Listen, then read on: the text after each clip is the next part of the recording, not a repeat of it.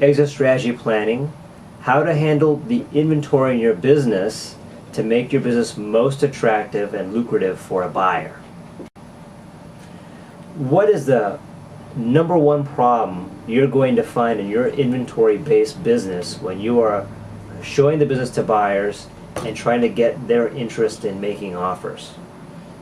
It's going to be, number one, having too much inventory. Let's discuss what having too much inventory leads you to. Number one, it leads you to having extra warehouse space that you have to rent and keep versus trying to sublet or keep your business in a smaller space.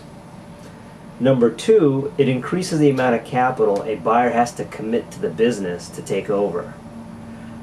Let's give you an example. We have two businesses that are distributors of truck parts. They both have an EBITDA of $400,000 average for the last few years. They're both asking $1 million for the business plus inventory separate. One has $400,000 of inventory on hand, and the other one has $800,000 inventory on hand. So for the first business, the purchase price is going to be $1.4 million. The second business is going to be $1.8 million. On a $400,000 EBITDA, we're looking at a almost 29% return on investment for the business that's priced at $1.4 million, including $400,000 of inventory. For the other business with $800,000 of inventory, you're looking at a 22% return on your investment. If you were the buyer, which one would you want to commit your capital to?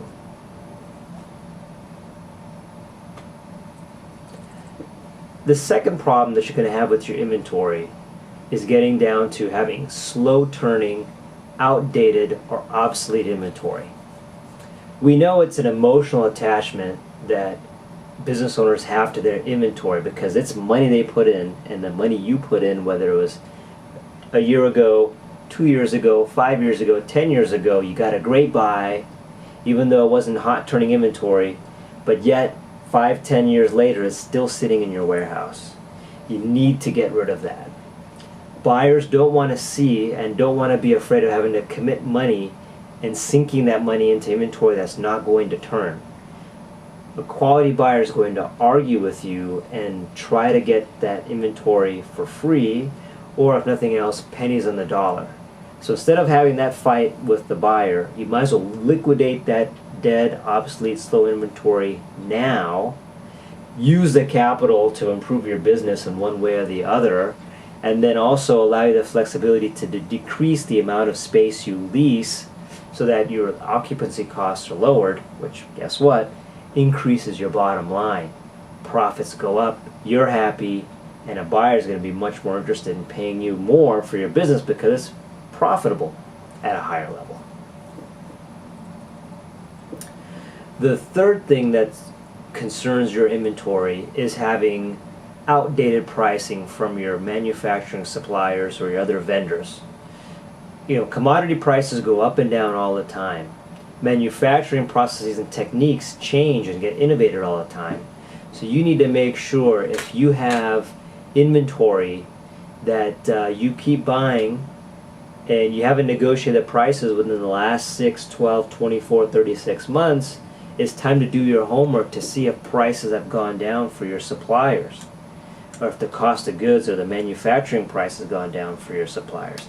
If they have, come back in and negotiate and get yourself a better pricing. If you have better pricing, again, your expenses go down, your bottom line goes up, you're happier, and you have much more interested, better qualified buyers looking at your business to pay you more and get your transition to be smoother and more profitable. That's it. Hope you enjoyed. I'm Pramod Patel with Just Elementary 8 Commercial Business Brokers. If you have any needs when it comes to preparing your business for sale, evaluation on your business, due diligence services as a buyer or seller, feel free to contact us, 323-213-9193. Take care.